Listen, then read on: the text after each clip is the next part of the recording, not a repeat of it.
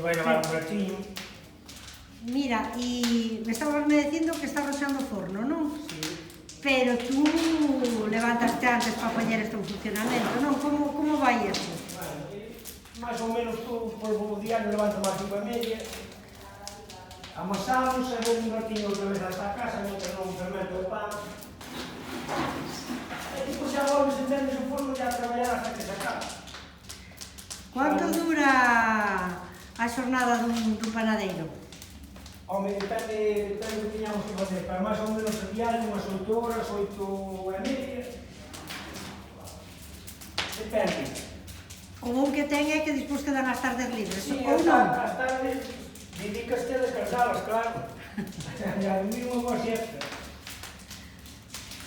Claro, pasas máis tempo de noite que por día.